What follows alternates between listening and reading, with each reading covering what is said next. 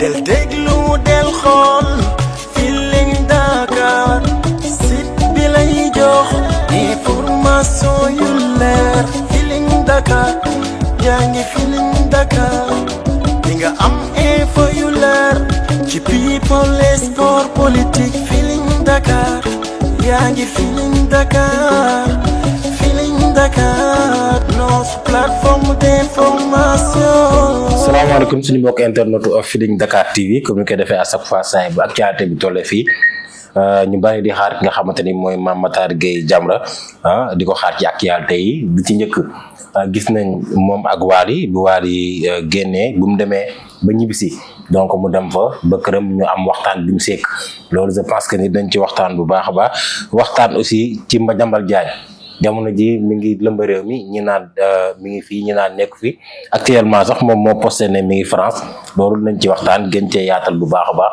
balaa ba dama lay jox nga doon mbokk internet Feeling Dakar bi lay seetaan Imam. waa kay jërëjëf Abdou Khoudia di foog nuyoo bi di ko teg sa loxo. nga mën ko eggee mbokk yi ne Feeling Dakar yeeg chauffeur yeeg technicien yeeg caméraman yi journaliste yi animateurs yi.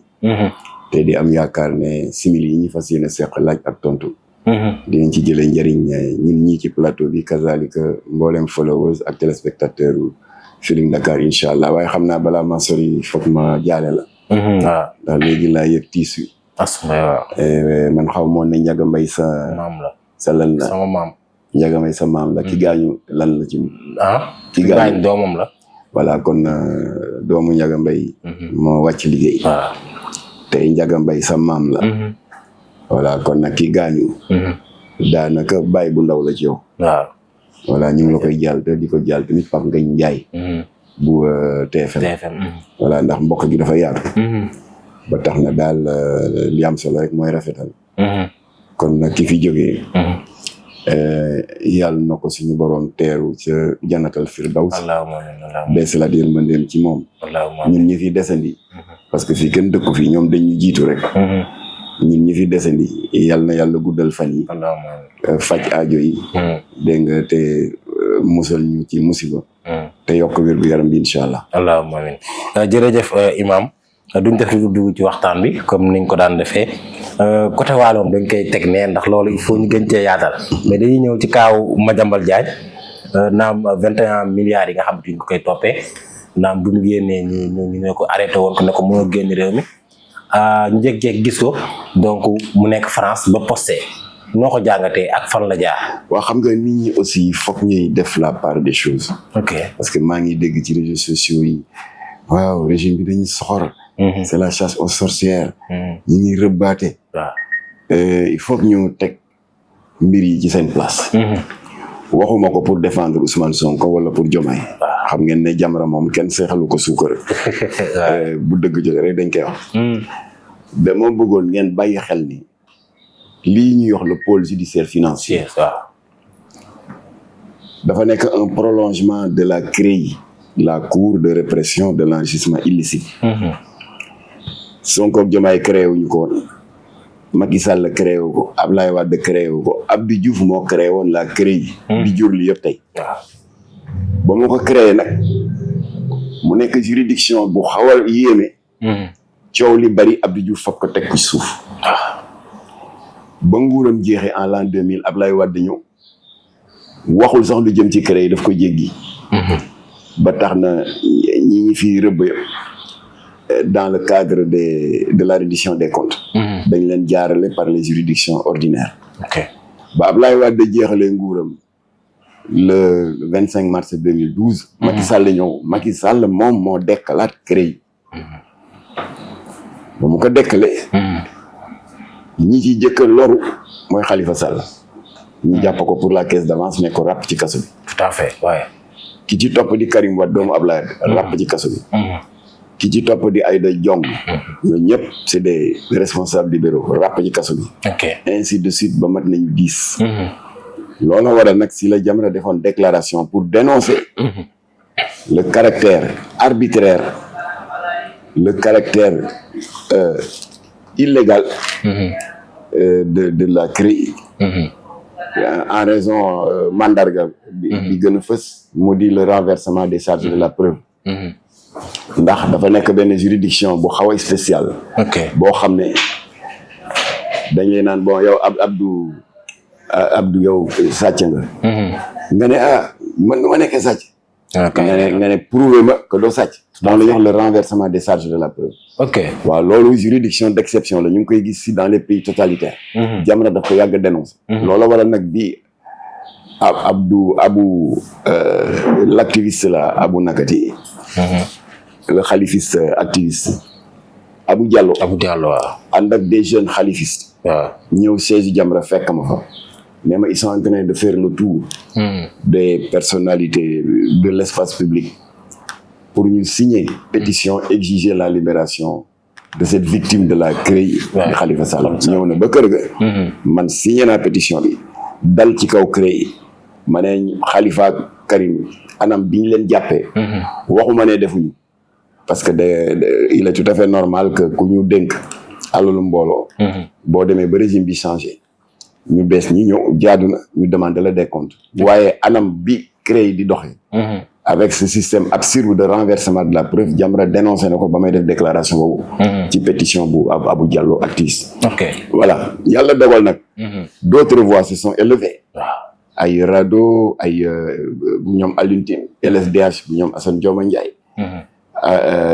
Amnesty bu ñoom Seydi Gassama ak tamit ak les acteurs politiques ba coow la bare ci la Macky Sall au mois d'août 2023 supprimé CREI remplacé ko par le pôle judiciaire financier loolu foog xale yi xam ko pôle judiciaire financier bi ngeen di dégg Sonko créé ko ak Diomaye Macky Sall moo ko créé ñoom ñoo ko créé kon Mansour Faye ki Farba Senghor ki Farba Ngom li leen dal yëpp pôle judiciaire financier moo leen yóbbu caabi féete leen ginnaaw pôle judiciaire financier bi ñu créé ñoom mais c'est pas ce régime là alors pôle judiciaire financier nag dafa nekk benn juridiction boo xam ne dafa spécialisé ci wàllu rëbb corruption rëbb les détournements de deniers publics dafay rëbb les auteurs de blanchiment d'argent et même le trafic d'influence procureur du décret moo ko nommé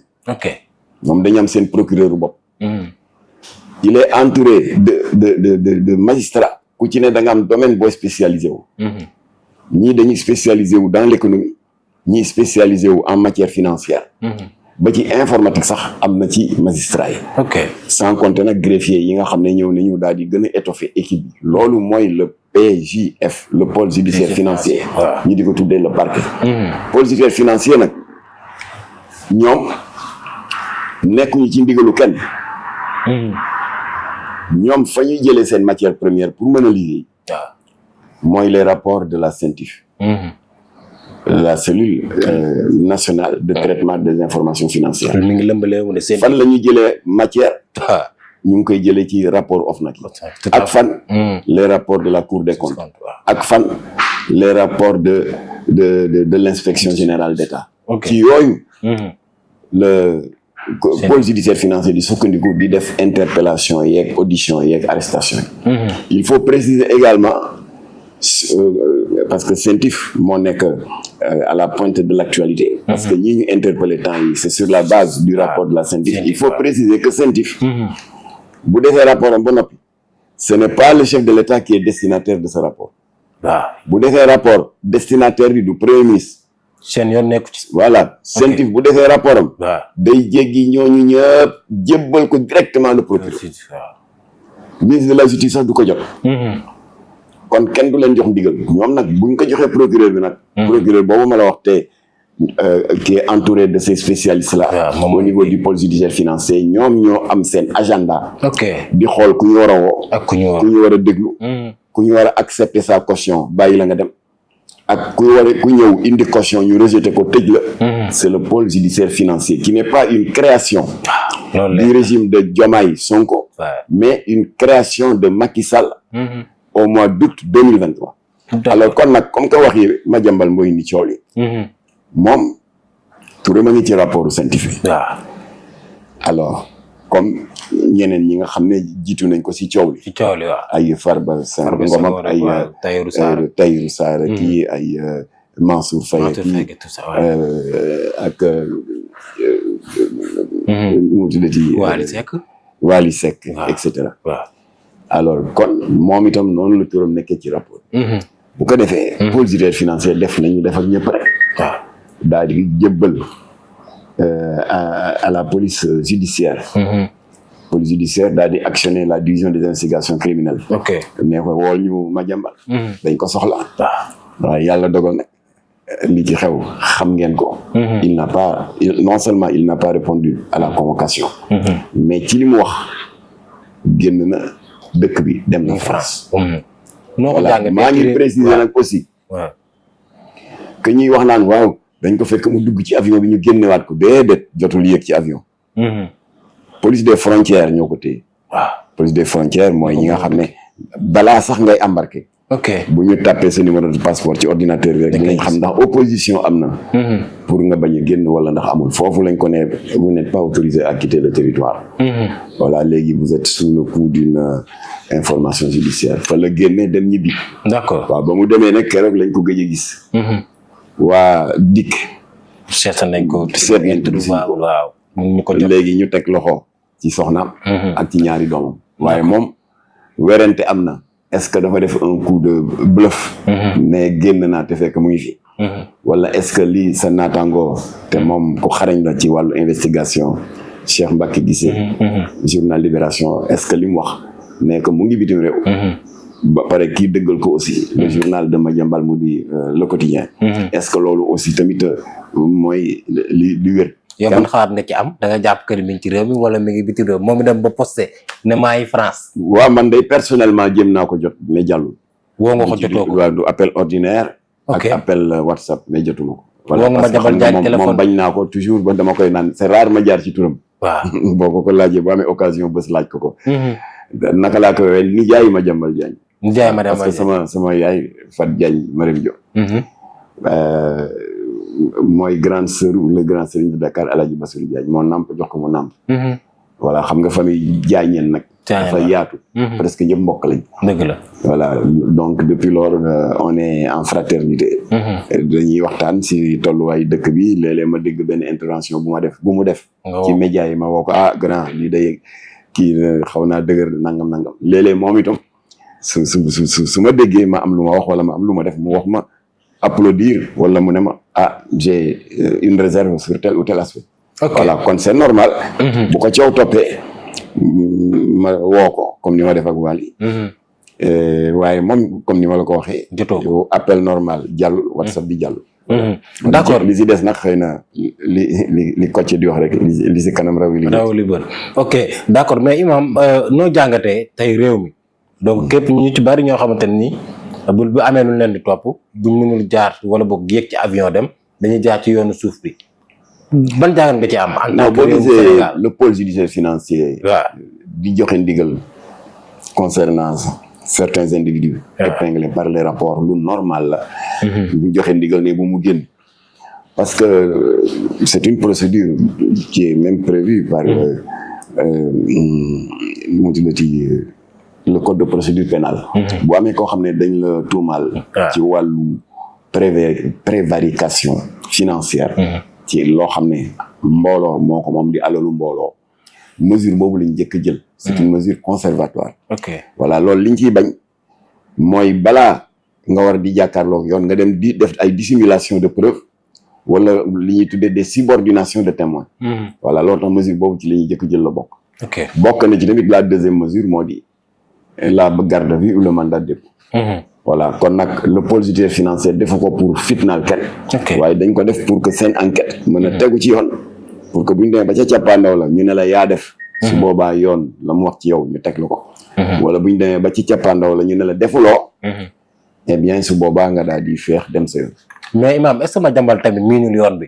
parce que toog na fi ne Adji Sarr moo ko génnee réew mi te booy xool ci côté ci Gambie bi la jaar tey mu ñëw jaaraat fa est-ce que nekkul ma waaw mel na ni ku li xale yi doy na waar de waaw koo xam ni ku roodele de ci boobu surprise ci yoru te boobu comme ni nga ko waxee kenn jëwu ko moo ko waxal boppam waaw nee ne Adji Sarr maa ko rawale waaw ak samay pexe bopp boole kaak chauffeur ak oto mu yóbbu ko waaw voilà tey aussi ñu soxla ko mu defaat noonu day xaaw a day waar daal waaye nag am na lu mu wax je trouve que bu fekkee jëfee na ko je trouve que c'est courageux dafa ne daal génn naa réew mi maa ngi France juste le temps préparer sama défense et je reviendrai voilà pour am nga ci yaakaar ñenn ñi amuñu yaakaar ne dina ñëw non man day jusqu'à la preuve du contraire loolu mu wax gëm naa waaw ba ma gis leneen dina ñëw ok waaw nee na dafay dem waajal défense am xëy na day wax ak ay avocat moo xam après su boobaa mu daal di ñëw nag indi ay preuve am parce que li ñu ko accusé mooy affaire rétrocommission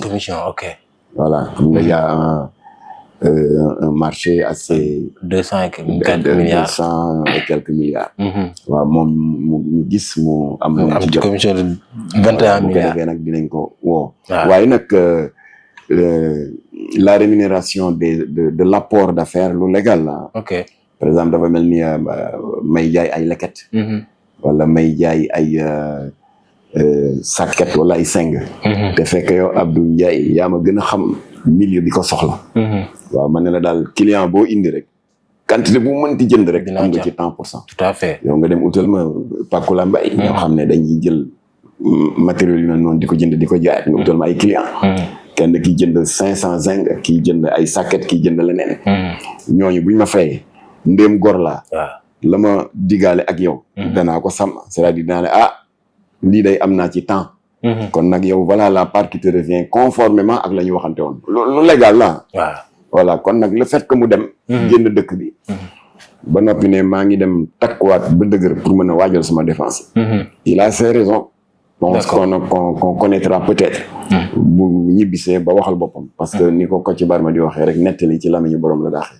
d'accord biñu jaalee foofu dañuy dem ci libération ki nga xamante ne nii mooy Mansour Faye donc mais dañ ko placé sous contrôle judiciaire après donc contestation sérieuse noo ko jàngatee bari na coow li bari na waaw contestation sérieuse day boo ko déggee en matière pénale ok mooy mbooleem la ñu tabaxoon waaw ci ay chef d'inculpation yëpp waaw indi nga loo xam ne dafa safaanoo totalement ak moom ba pare nag teg ko ci ay firnde ok alors loolu la waral nag en leur intime conviction parce que un juge un magistrat ci intime conviction lay doxee ak ginnaaw texte yi en leur intime conviction ñoom jàpp nañu ne gisatuñu raison bu waral ñu war a téye Mansour Faye waaye terewul nag jël nañu benn mesure conservatoire dañ ko ne bàyyi nañ la mais qui est sous contrôle judiciaire ça veut dire que jeexul de feexal nañ ko mais il est toujours à la disposition de la justice d'accord ñu bari ci ñenn ñi nee nañ encore une fois na leer ok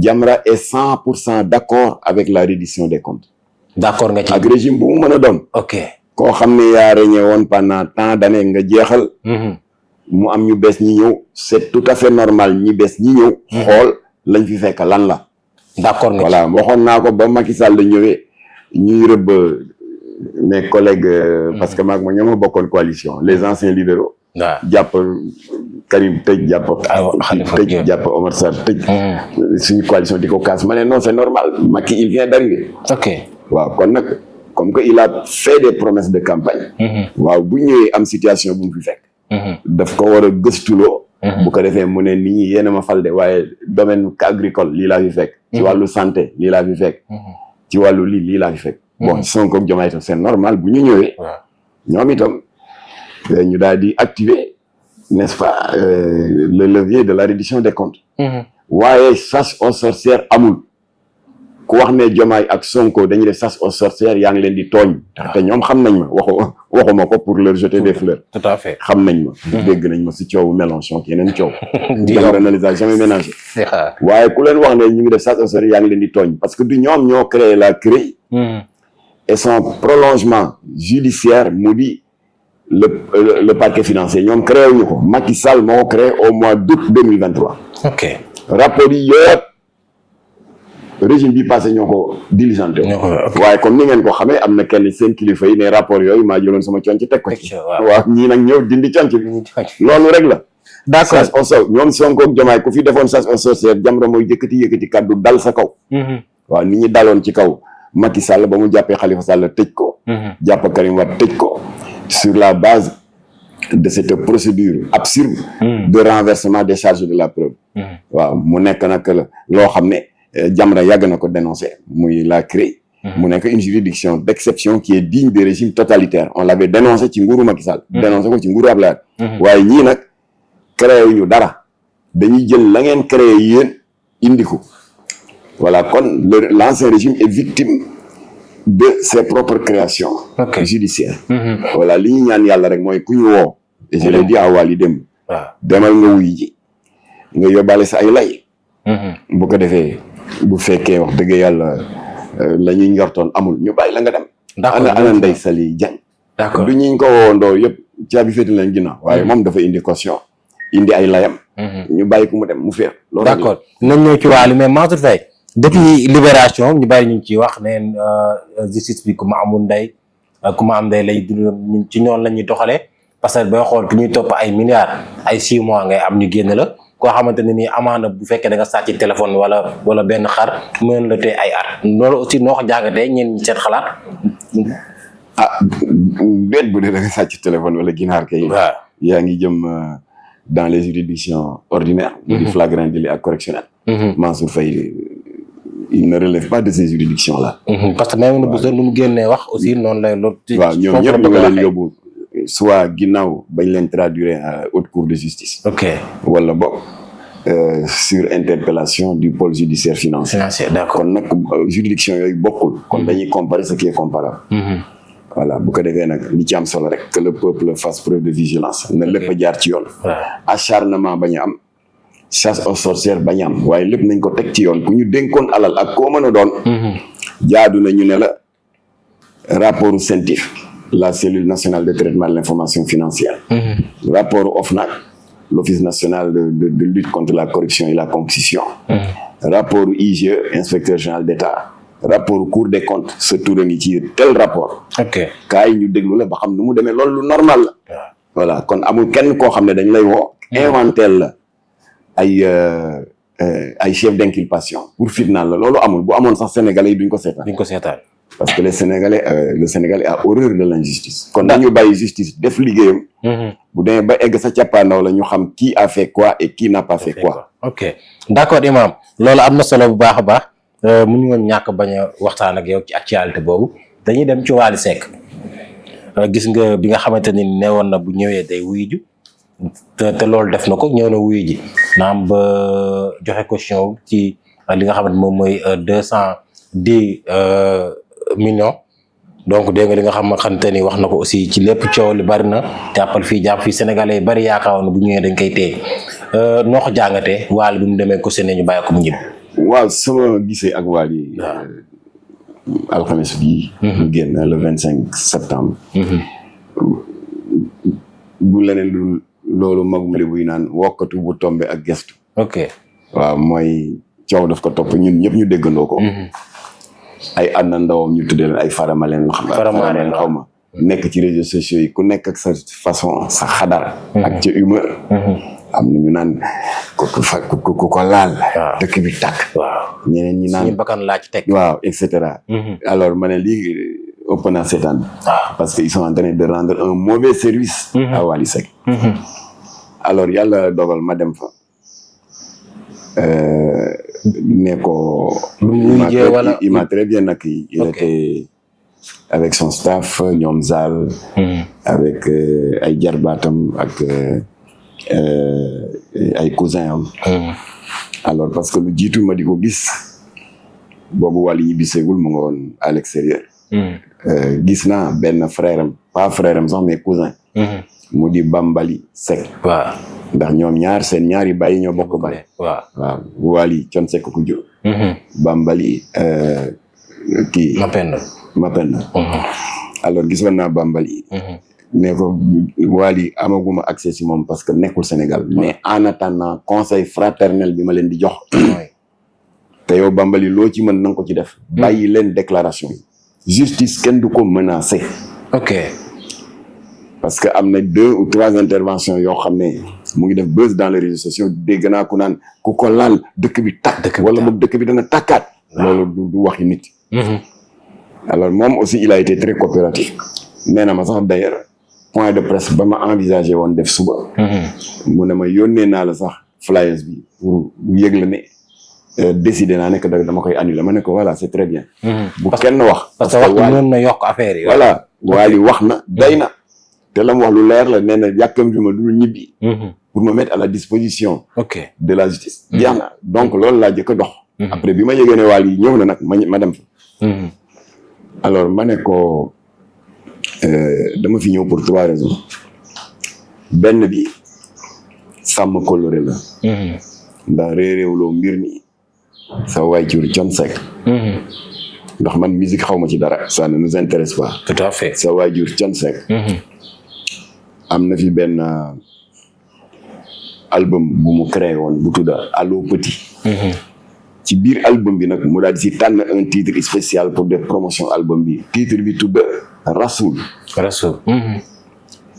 léegi nag ñu war a def promotion album bi à travers ce clip musical waaw léegi rahmatullahi alayha doomam bi ñuy wax Moumi daal di am idée que ñu dem def tournage bi waaye na nekk un lieu boo xam ne correspondre na un peu ak l'idée ak valeur clip bi alors te lii maire Diaga jëkkoon na ma ko wax il y a quelques mois yàlla na ko yàlla yërëm allahumma amin alors mais préciser wu moo ne Moumi moo ko dox d'accord alors bref ñoom ñu dem Jamra dal di ne que Ramdan ak Thione dañu tàmm bu ñuy def promotion benn album clip musical bi dañ koy tourner ci ay marché wala boîte de nuit wala booru plage et cetera waaye compte tenu sellaayu jëmm ji ñi waa Ramdan ak Thione Seck di sargal muy Seydina Mohamed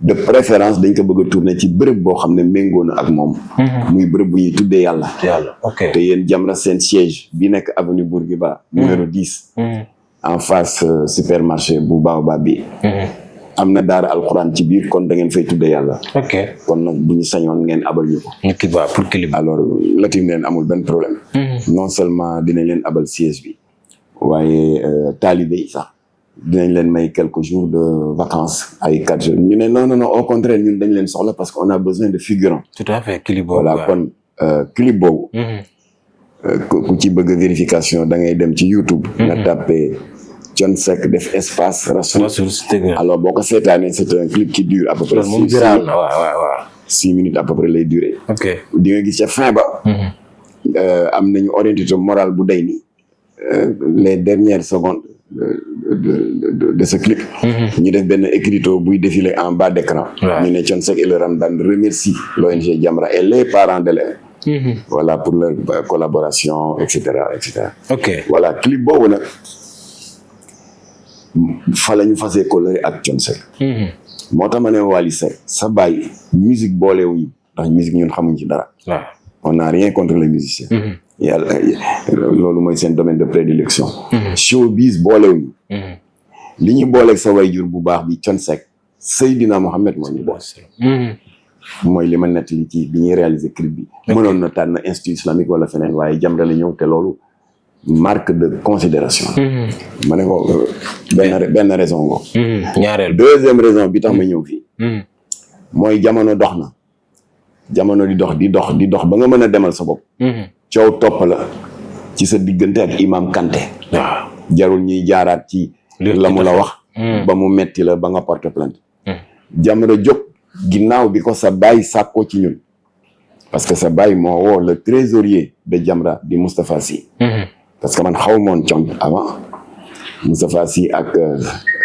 Thione Seck ñoo màggandoo woon Gueule Tapée bokk di jouer ay match nawetaan ak ay baby foot fa la ñu xamante bi mu yëgee ne Jamra ñu naxarlu coow li am diggante Wally Seck ak Imam Kanté moom moo woo Moustapha Sy di Jamra mais kon nag justement damay def point de presse pour officialiser le retrait de la plainte loolu moo ma yóbbu woon kër Thione Seck alors ak lu ne dégg naa ko ci nag. waaw alors yàlla dogal yëf yi yàlla def si ndox mu sedd.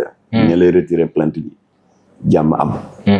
ma ne kon deuxième raison bi tax ma ñëw fii sa bàyyi déclaration ba mu def keroog te ba léegi mu ngi ci YouTube bi. nee na ma nekk feek ma ñàkk fee ba ne yéen Jamra. dénk naa leen njaboot ji. ndeysaan. kon deuxième raison ba ngoog. et enfin troisième raison bi tax ma ñëw fii Nord Foire. waaw ci booru jumaa ji. ma ne keroog la benn mbokku délégué quartier bi. mais ma Jamra da ngeen ñëw Nord Foire lii day vraiment. sa sagal ngeen ñu. wax dëgg yàlla seen taxawaay ci réew mi et cetera mu ne ma yëg nga ne kon yow ci voisin ak Wally ma ne ko bon mu ne mu nga dëkk sa ginnaaw kër. waaw ma ne kon nag aqu dëkkandoo daal di dugg. waaw ma ne ko troisième raison bi mooy loolu. sàmm aqu dëkkandoo ndax sang bu tedd bi Seydina Mohamed nee na dëkkandoo mbokk la fu mu amee bànneex. jaadu na nga ñëw bokk ko ak moom félicité ko. ndax au moins moo xam ne. ñaane woo ko yéene nga ko. fu mu amee tam safaan wa. bu gëstoo tam war na la gis. te xëy na sax sa présence ak say wax ak say conseil dana bokk ci li koy woyofal natt bi. ma ne ko ñetti yooyu raison yooyu moo tax mu ñëw. ok voilà ma ne ko jarul nag may duggaat dans le problème di la opposé ak yoon. les médias en ont suffisamment parlé. ok ma ne ko waaye maa ngi lay yëgal ne lu jiitu ngay ñibbisi waxtaan naa ak sa benn mbokk di Bambali Seck doomu ma penn nangul na ma li ma lay bëgg a wax mooy arrêter les communications. ok yow message ba nga defoon avant ngay ñibbisi doy na sëkk def nga ko ci teggin wax ji ñagasul te buñ ko doon tënk mooy maa ngi fas yéene ñibbisi nekk à la disposition de la justice te def nga ko. alors ma ne ko léegi nag na ngeen def preuve de vigilance parce que sa njaboot gi nga tuddee les Faramens la. Faramaren am na ñoo xam ne ba léegi ñu ngi xataraayu ci réseaux sociaux yi. am na ñuy dem bay menacer justice. tout à fait waaw. te loolu baaxul. la mu lay yàqal. moo ëpp la mu lay def. maam taxawaay li la papaam waxoon ne la dégg naa la njaboot gi. mu ngoog taxawee ok ma ne ko kon li sa bàyyi wax. laay jëfee nii. dëgg la. ba mu koy wax c'était devant des témoins. des dizaines de témoins parce que toute la presse était là-bas. alors kon taxawaay bi jën doon am. bu ko fi fekkoon noonu laay taxawee. di la yadd ak di la teg ci yoon taxawaay boobu la Jamra am. encore une fois arrêté leen déclaration yi. ok arrêté leen conférence de presse yi. dem nga wuy ji yoon ba. li nga chartonte ak yoon def nga ko. waaw mu di yëkkati nga caution. kéemtalaayu. li indi coow li. bu ko defee ñu daal di la féexal bàyyi la nga dem. tekkiwul ne nag la nga joxe ci caution da nga koy perte déedéet. bu procédure bi demee ba sa càppaandaw la. te wax dëgg yàlla la waraloon ñu tuumaal ka nga doon jëflanteel ci wàllu xaalis. laale woo ci. su boobaa ñu ne la waa li nga ne naam ñu ne la am sa caution ñu daal di yëg. d'accord. alors kon nag maa ngi rafetlu teggin gi ma may. déglu na ma ba ma pare coupé wu ma benn yoon. alors ba ma jeexalee tamit yëkkati na ay kaddu. yeesalaat rek li baay bi wax. waaw ne daal yéen Jamra jox naa leen place nijaay jox naa leen cëru baay. cër ba ma joxoon can sa. waxuma ko pour vous faire jeter des fleurs waaye da ngeen koy jëfe bu dul benn yoon du ñaar yoon. voilà ma ne ko nag bàyyi léeg-léeg mu wax encouragé doom wala jarbaat. léeg-léeg aussi bàyyi itam léeg-léeg mu téye nopp jarbaat xëcc. ma ne ko nag junj doy na borom xel. voilà bu ko defee nag ñu ngi leen di ñaanal sutura. ñaanal leen jàmm. voilà te di ñaan bu procédure bi demee jusqu'au bout yàlla taxaw la. ba mujj gi nga am ci tawfiq incha allah. d'accord mais imam tamit il faut question bi ma laaj na ko parce que sénégalais ñu ngi ci yéey di yàbbi. buñ la gisee kër Wally. donc nee nañ imam Mame Matar. mu daan wax Wally. donc fii la fi jàpp ay fecc katam yooyu tëj leen yooyu yëpp dégg nañ ko. loolu aussi noo ko jàngatee am na ñu ko wax aussi. waaw xam nga wax naa ko sànq. waaw dama la ne baay. wala nijaay. léeg-léeg ñuy encouragé doom. waaw léeg tamit ñu téye ci nopp doom bi ñor di xëcc ne ko du yoon boobu jaral nii. ok alors kon effectivement ñoom. dañ defoon njuumte. mooy ci cadre kii boobu nga tudd léegi. seen fecckat yi erreur boobu ñu defoon parce que góor du ñu fóonante en public c'est interdit. bu dul sax li ko l'islam xaraamal. mais dañu ne dans un état de droit y a l'article 319 du code pénal. bi nga xam ne dafa rëbb les unions contre nature. kon nag loolu boo ko waxul woon du ma ci àddu waaye comme que yaa ma ko laaj. waaw loolu rek la woon. alors jël nañ foofu ay photo xam naa après dinaa la ko jox nga mën koo jël en PC. voilà léegi nag nous sommes des voisins ndax bi ma ñëwee fii ak léegi ça fait juste 1 mois. ok alors kontaan na ci trop. voilà nee na xëy na bu féexee bu jógee ci itte yi mu ne. xëy na dana ñëw rendre ñu une visite de courtoisie waaye ma ne ko c'est pas nécessaire. man dama ñëw de manière désintéressée rek. sàmmonte ak kàddu gi ñu joxante woon ak sa baay. voilà kon mbaa leer na téléspectateurs yi mbaa leer na. waaw loolu moom leer na voilà kon bu fi kenn naan yaa fi porté woon plainte contre Wally. ñu jàpp ñaari feccekat yi. tëj leen kaso. tey 1 mois si c'était à refaire dama koy referaat. loolu leer parce que am na yoo xam ne c'est pas négociable. waaye ci biir loolu nag. baay dana téye napp dompat. nga ne ay saf na de. waaw léegi itam baay dana woo doom ne ko kaay ma yedd la. fii nga teg sa tànk baax na na nga continuer noonu wala fii nga teg sa tànk moom baaxul na nga ko bàyyi. voilà kon noonu la bàyyi moom ñiy laaj question boobu ne leen bàyyi noonu la war a taxawee. sang bu tedd bi moo ko jàngale neen da ngay war di souffler le chaud et le froid. d'accord Imam. amoon nañ mbégte. ndax lépp li nga xamante ni bëggoon nañ ko ci li nga xamante ci lu leer. waxtaan nañ ci bu baax a baax. te jot amul dañ lay bàyyi rek nga tàggoog mbokk internet. waaw tàggatoo bi day mooy dolliwaat di ñaax rek. waaw. askanu famille politique sénégalaise. ndax ñëpp gisoon nañu jamono yële saaga yi bari woon na ci réseaux sociaux yi. waxante lu ñaaw xawwinte sutura bari woon na. il y a 5-6 mois. ba jéggi dayoo. parce que léegi sa vis-à-vis politique ngeen xastante ci wàllu. incompétence yéen xam sa leader xamul dara ci économie et cetera. vie privée waaw. waaye léegi dañuy jéggi. waaw nit ki. saaga ko ndey mbaa baay. wallaahi. maire Khady Ngom yaayu Ousmane Sonko. au mois de mars avril. lëmbee woon na ci réseaux sociaux yi benn photo. ñu dendale ko. du ma tudd kii bi sax xeet bi. benn mala. bu ñaaw. mais nañ mooy jumelam. tout à fait loolu tooñ la. wallaahi.